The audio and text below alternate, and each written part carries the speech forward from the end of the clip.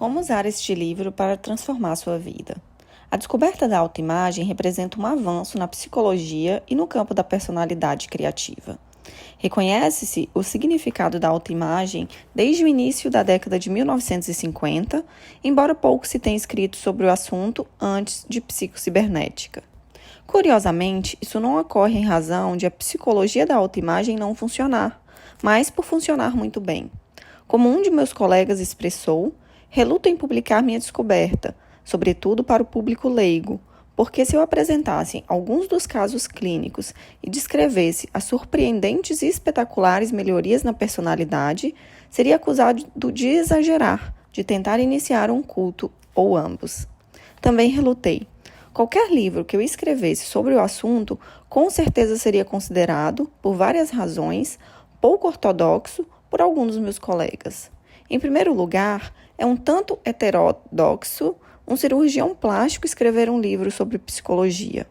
Em segundo lugar, provavelmente seria considerado em alguns setores ainda mais heterodoxo extrapolar o dogma, o sistema fechado da ciência da psicologia, e buscar respostas sobre o comportamento humano nos campos da física, da anatomia e da nova ciência da cibernética. Minha resposta a tais colocações se assenta no fato de que todo bom cirurgião plástico é e deve ser psicólogo, queira ou não. Quando se muda um rosto, quase invariavelmente se altera o futuro de uma pessoa. Ao mudar uma imagem física, quase sempre se muda o homem, sua personalidade, seu comportamento e às vezes até seus talentos e habilidades básicos. A beleza extrapola a pele. Um cirurgião plástico não altera apenas o rosto de uma pessoa, ele altera o interior dela. As incisões que faz extrapolam a pele, com frequência também atingindo profundamente a psique. Há muito tempo decidi que essa é uma grande responsabilidade e que me cabia, em respeito aos meus pacientes e a mim mesmo, saber alguma coisa sobre o que estou fazendo. Nenhum médico responsável tentaria realizar uma cirurgia plástica sem conhecimento e treinamento especializados. Da mesma forma, sinto que, se mudar o rosto de uma pessoa e alterar também o interior dela, cabe a minha responsabilidade de adquirir conhecimento especializado também neste campo. Fracassos que levam ao sucesso. Em um livro anterior, escrito há cerca de 20 anos, New Faces, New Futures, Novas Faces, Novos Futuros, publiquei uma coletânea de casos em que a cirurgia plástica, em particular facial, abriu portas a uma nova vida para muitas pessoas. O livro abordava as mudanças surpreendentes, muitas vezes ocorrida repentina e drasticamente na personalidade de alguém quando seu rosto era alterado. Eu me sentia exultante com meus sucessos. Mas, como Humphrey Davy, aprendi mais com os fracassos do que com os sucessos. A personalidade de alguns pacientes não apresentou alteração alguma depois da cirurgia. Na maioria dos casos, uma pessoa cujo rosto era visivelmente feio ou tinha alguma característica um tanto bizarra, corrigida por cirurgia, experimentou uma elevação quase imediata, em geral depois de 20 dias, na autoestima e na autoconfiança. Mas, em alguns casos, o paciente continuou sentindo-se inadequado e vivenciou sentimentos de inferioridade. Em síntese, aquelas pessoas fracassos continuaram a se sentir, a agir e a se comportar como se ainda tivessem um rosto feioso. Isso me sugeriu que apenas a reconstrução da imagem física não era a chave verdadeira para mudanças na personalidade. Havia outra coisa, geralmente influenciada pela cirurgia facial, mas às vezes não. Quando esse algo mais era reconstruído, a própria pessoa mudava. Quando não era, ela permanecia a mesma, ainda que com características físicas diferentes.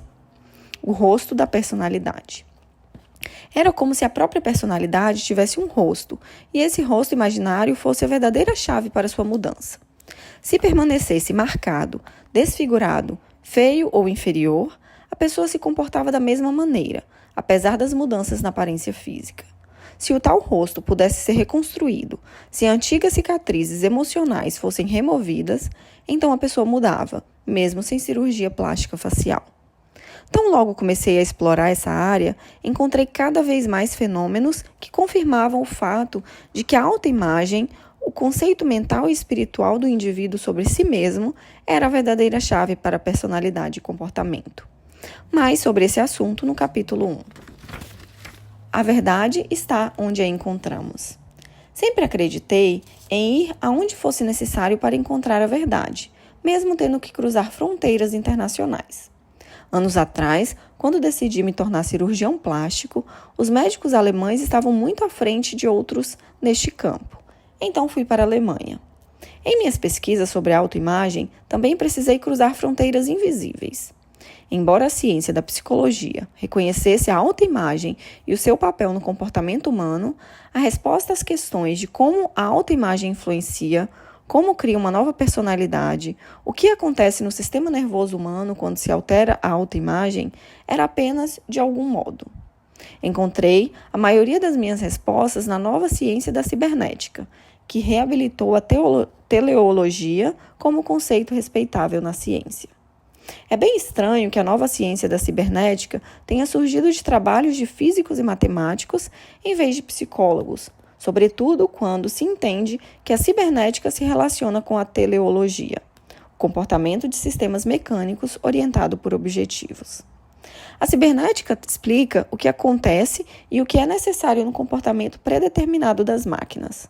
A psicologia, com todo o seu alardeado conhecimento da psique humana, não tinha uma resposta satisfatória para uma questão tão simples, orientada para um objetivo e uma situação intencional. Por exemplo, como é possível um ser humano pegar uma caneta de uma escrivaninha? Mas um físico tinha a resposta. Os proponentes de muitas teorias psicológicas se assemelhavam aos homens que especulavam sobre o que havia no espaço sideral e em outros planetas, mas não sabiam dizer o que existia nos próprios quintais. A nova ciência da cibernética possibilitou um importante avanço na psicologia. Eu mesmo não mereço mérito algum nessa questão, exceto por tê-la conhecido. O fato de esse avanço vir aos trabalhos de físicos e matemáticos não deveria nos surpreender. Qualquer avanço na ciência geralmente se origina fora do sistema. Os especialistas são os mais familiarizados com o conhecimento desenvolvido dentro dos limites prescritos de uma determinada ciência. Qualquer novo conhecimento deve vir de fora, não de especialistas, mais do que alguém definiu como inaptos. Pasteur não era médico. Os irmãos Wright não eram engenheiros aeronáuticos, mas mecânicos de bicicleta. Einstein não era um físico, mas matemático. Porém, suas descobertas na matemática viraram de cabeça para baixo todas as teorias mais propaladas da física. Marie Curie não era médica, e sim física, mas fez importantes contribuições para a ciência médica. Como colocar em prática esse novo conhecimento? Neste livro, tentei não apenas informar sobre esse novo conhecimento do campo da cibernética, mas também demonstrar como usá-lo na própria vida para alcançar objetivos importantes. Princípios gerais. A autoimagem é o elemento primordial para a personalidade e o comportamento humano. Mudando-a, alteram-se ambos. E mais, a autoimagem estabelece os limites da realização individual, definindo o que se pode ou não fazer. Expandi-la implica expandir a área do possível. O desenvolvimento de uma autoimagem adequada e realista parece imbuir o indivíduo de novas competências e talentos, além de, literalmente, transformar o fracasso em sucesso. A psicologia da autoimagem não só foi comprovada por méritos próprios, mas também explica fenômenos já conhecidos há muito tempo, embora não compreendidos adequadamente no passado.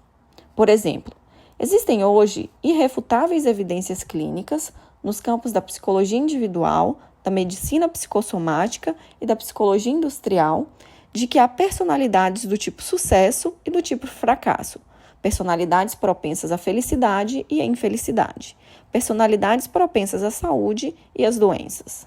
A psicologia da autoimagem projeta uma nova luz sobre esses e muitos outros fatos observáveis da vida. Projeta uma nova luz sobre o poder do pensamento positivo e, mais importante, explica por que funciona com alguns indivíduos e não com outros. O pensamento positivo, na verdade, funciona quando é coerente com a autoimagem do indivíduo, mas pode não funcionar quando é incoerente com a autoimagem, até que ela seja alterada.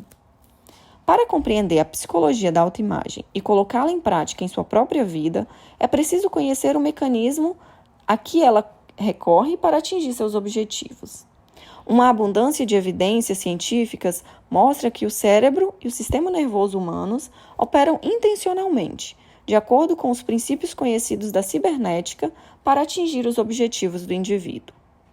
Quanto à função, o cérebro e o sistema nervoso constituem um fantástico e complexo mecanismo de busca de objetivos, uma espécie de sistema de orientação automática que atua a seu favor, como um mecanismo de sucesso, ou contra você, como um mecanismo de fracasso. Depende de como você, o operador, trabalha com ele e quais são os objetivos que determina. Também é bastante irônico que a cibernética, cujo início se assentou nos estudos das máquinas e dos princípios mecânicos, tem atuado em prol da restauração da dignidade do homem como um ser único e criativo. A psicologia, que começou com o estudo da psique ou da alma humana, quase privou o homem da sua alma. O behaviorista, que não compreendia o homem nem sua máquina, razão pela qual confundia ambos, dizia-nos que o pensamento se resumia apenas ao movimento dos elétrons e a consciência era tão somente uma ação química. Vontade e propósito constituíam mitos. A cibernética, que começou com o estudo das máquinas físicas, não comete esse erro. Não afirma que o homem é uma máquina, mas sim que ele tem e usa uma máquina. Além disso, ainda nos explica como essa máquina funciona e como ela pode ser usada. Experimentar é o segredo. A autoimagem é alterada, para melhor ou para pior, não apenas pelo intelecto ou conhecimento intelectual, mas pela experiência. Consciente ou inconscientemente, desenvolve-se a autoimagem por meio da experiência criativa no passado e pode alterá-la pelo mesmo método. É a criança que experimentou o amor quem se torna um adulto saudável, feliz e bem ajustado, não a criança a quem o amor foi ensinado. Nosso nível atual de autoconfiança e equilíbrio resulta do que experimentamos, não do que aprendemos intelectualmente. A psicologia da autoimagem também preenche o abismo existente entre aparentes conflitos que envolvem os diversos métodos terapêuticos utilizados atualmente. Isso fornece um denominador comum para o aconselhamento, direto e indireto, psicologia clínica, psicanálise e até autossugestão. De uma forma ou de outra, é fundamental que se use a experiência criativa na construção de uma autoimagem mais positiva. Teorias à parte, isso de fato acontece, por exemplo, na situação terapêutica empregada pela escola psicanalítica. O analista nunca critica, desaprova ou moraliza, nunca se choca diante do paciente que despeja medos, constrangimentos, sentimentos de culpas e maus pensamentos. Talvez, pela primeira vez na vida, o paciente experimenta a aceitação como ser humano. Sinta que o próprio ou tem algum valor e dignidade. Passe a aceitar a si mesmo e a conceber seu eu em novos termos. A ciência descobre a experiência sintética. Outra descoberta, dessa vez no campo da psicologia experimental e clínica, permite-nos utilizar a experiência como um método direto e controlado de mudança de autoimagem. Experiências da vida real podem tornar-nos um professor rígido e implacável. Jogue um homem na água e a experiência talvez o ensine a nadar. No entanto, a mesma experiência talvez faça outro sujeito afogar-se. O exército faz um homem, mas sem dúvida também gera muitos psiconeuróticos. Durante séculos, reconheceu-se que nada é tão bem sucedido quanto o sucesso. Ou seja, aprendemos a lidar com o sucesso experimentando-o. Lembranças de sucesso passado agem como informação armazenada, que nos dão autoconfiança para uma tarefa. Entretanto, como uma pessoa pode reviver recordações de experiências exitosas se experimentou apenas o fracasso? Essa situação se compara à do jovem que não consegue um emprego porque não tem experiência e não pode ter experiência porque não consegue um emprego.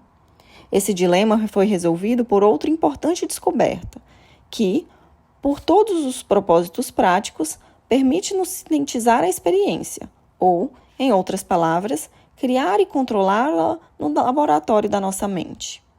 A psicologia experimental e clínica provaram, sem sombra de dúvidas, que o sistema nervoso humano é incapaz de estabelecer a diferença entre uma experiência real e uma imaginada em detalhes vívidos.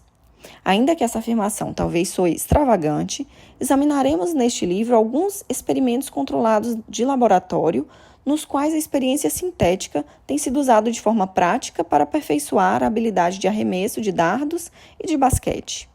Veremos isso em ação na vida de indivíduos que a usaram para melhorar sua habilidade de falar em público, superar o medo do dentista, desenvolver equilíbrio social, autoconfiança e a arte de vender mais produtos, tornar-se proficiente no xadrez e em praticamente todos os outros tipos concebíveis de situação em que se reconhece que a experiência gera sucesso.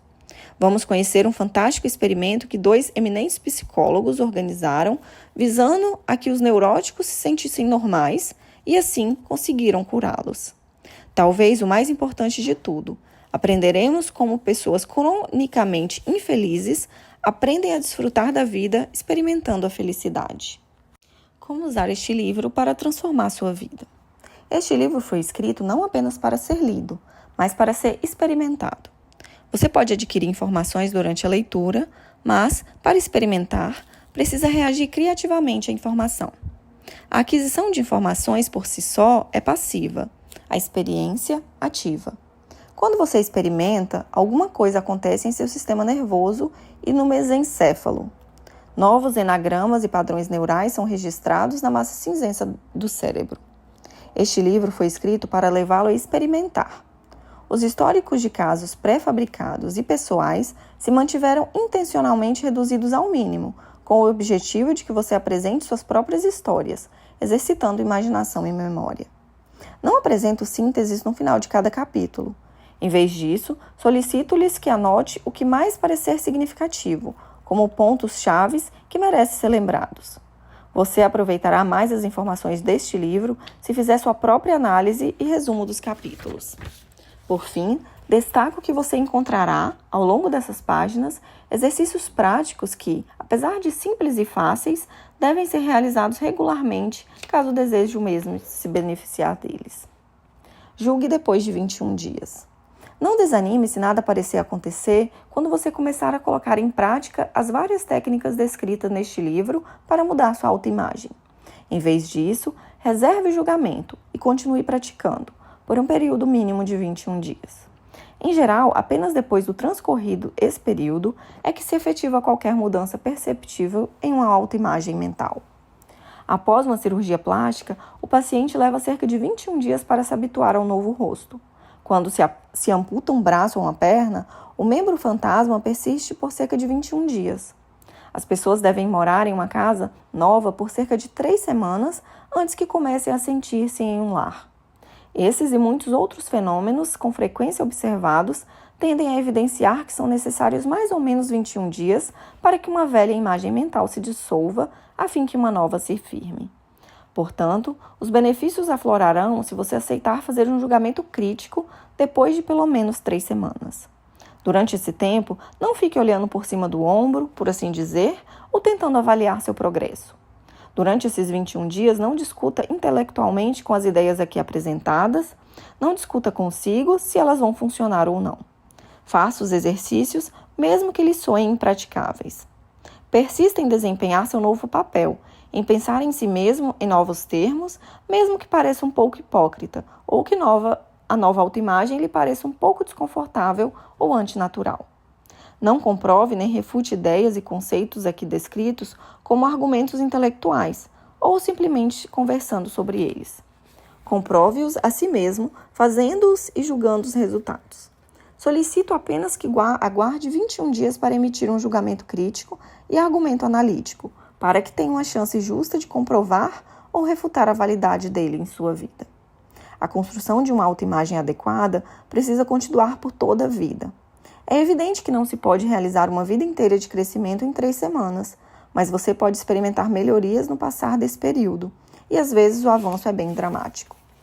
O que é sucesso? Em razão de empregar as palavras sucesso e bem-sucedido tantas vezes neste livro, acho importante definir ambos os termos. Uso o termo sucesso sem qualquer relação com símbolos de prestígio social, mas como realização criativa. Falando corretamente, o homem não deve tentar ser um sucesso, mas todo homem pode e deve tentar ser bem-sucedido. Quem tenta ser um sucesso, em termos de conquistar símbolos de prestígio e usar certos distintivos sociais, está no caminho do neuroticismo, da frustração e da infelicidade. Esforçar-se para ser bem-sucedido leva não apenas ao sucesso material, mas também à satisfação, plenitude e felicidade. Noah Webster define o sucesso como a realização satisfatória de um objetivo almejado. O esforço criativo por um objetivo que lhe é relevante como resultado de suas próprias necessidades, aspirações e talentos profundos, e não os símbolos que os granfinos esperam que você exiba, traz felicidade e sucesso, porque você estará agindo como deveria agir. O homem, por natureza, luta para conquistar objetivos. E por ser construído dessa maneira, ele não é feliz a menos que esteja agindo de acordo, lutando por objetivos. Assim, o verdadeiro sucesso e a verdadeira felicidade não apenas caminham juntos, mas um engrandece o outro.